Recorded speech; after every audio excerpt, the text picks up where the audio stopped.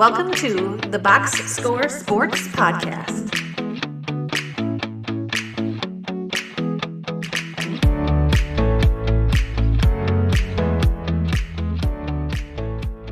Okay.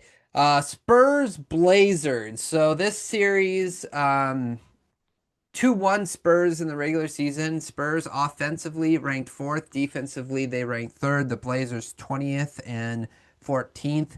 And then the Blazer wins on pace between the two teams. True shooting percentage goes to the Spurs and rebounding goes to the Blazers. I was a little surprised about that one. But they just beat them not too far off. So, thoughts on this series, Clint? So this is one that Spurs defense. I think you said third, right? Third or Yeah, fourth. yeah, One of third, them yeah. is probably the key. Again, I think for this, how much are they going to ramp up Wemby? You know, he plays, I think, low 20s in minutes. Yeah. Is he going to get up to 32, 33, 34, 35 in that range? Because that Does he play defense, low? You mean high 20s, right? Doesn't he average yeah, like 29 minutes a game? yeah, that's what I Okay, meant. okay. Did I say? Yeah, I'm you sorry. said Yeah. low 20s. I just didn't want. I meant, Okay, yeah, yeah. I think I said, what I meant to say was he plays high 20. Is he going to get to the low Oh, 30s gotcha. to Yep. mid 30s? If need be. Maybe they don't need to in the series and they don't want to push it. But again, I think if you're the Spurs, if you're looking for a long playoff run, the best way to do it is to make the first series really quick. So defensively for the Spurs, I think that's where it's at. Can they shut it down? Can they stay out of foul trouble? And will some inexperience, not that the Blazers have a ton of experience, but they got some guys that have done it. Drew Holiday's been through it, kind of. Grant has been Yeah. there. Will the inexperience, maybe in a tight situation at the end of a game, cost them a game or two? But I think defensively alone, the Spurs have a huge leg up here. Yeah, it's going to be tough for the Blazers. I think it's kind of a fun story this year, considering like they started the year off with their coach being removed because of the gambling stuff, and they found a nice guy in Avdia. Henderson has had moments. They will see what Lillard does, but he came back, and so it's been a fun year for the Blazers. So they should just chalk this up as like, oh, let's get some experience because I don't know if the Blazers. I don't know if they have it in them to really steal a game here. I just think like the defense, offensively, you'll probably see a little bit of cracks in the Spurs armor a little bit because of inexperience. You're all hyped up and you don't. But I just like the defense, the effort. It's always going to be there. I just think it's going to be hard for the Blazers to even score buckets in this series. Matchup. So I was trying to figure out. I don't know who they're going to put Castle on, but if they could put Castle on Advia, That'd be I fun. know that's quite a size difference. So I will switch it up to Toumani Camara against. Whoa. I switched the way I had it. Like against, I think they're going to put him. They might put him on Fox. Okay.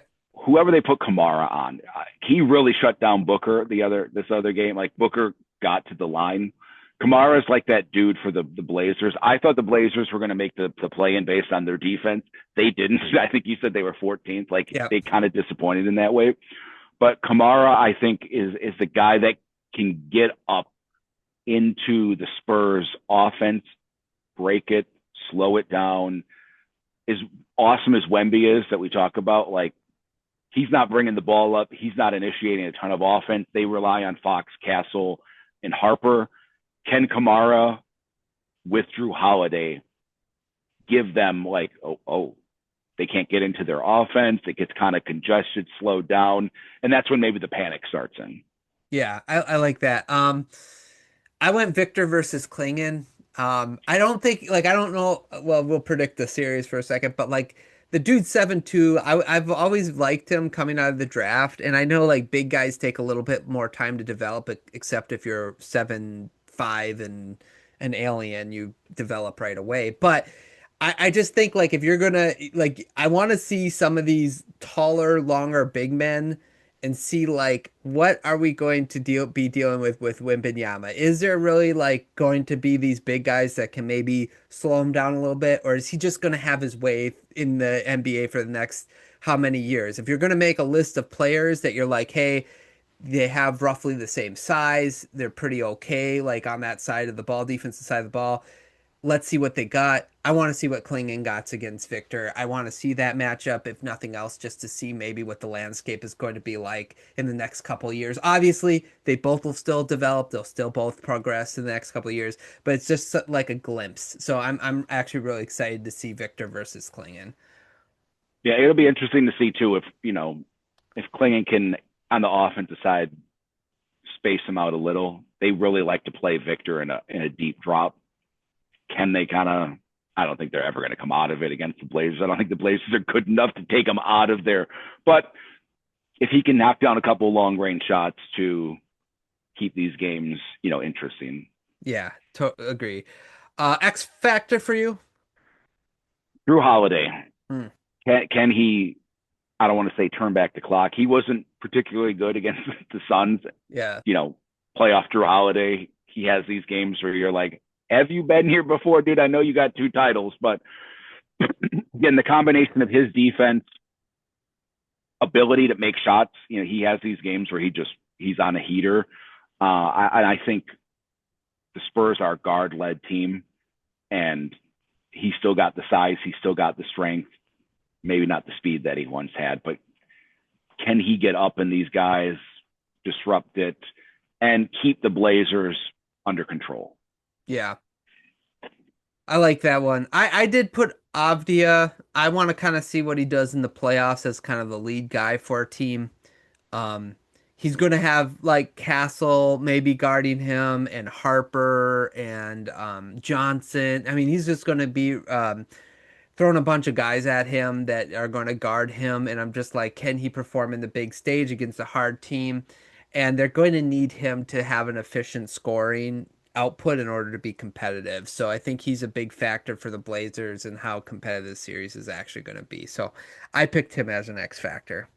Yeah, and he's got size on all those guys that they're going to throw at him. But the advantage the Spurs have, as we talked about, is Wemby stands back there. Correct, right. And that's the thing. Can you find ways of scoring with that? Because that's like one thing as a Piston fan, when I watched Cade that one time go 5 of 26 against the Spurs, it's like, he has his niche, and he just could not adjust his niche to fight off the Wembanyama. So like, can Avdia figure out ways to put up points with both the guard pressing up on him and knowing that Wembanyama is right behind them?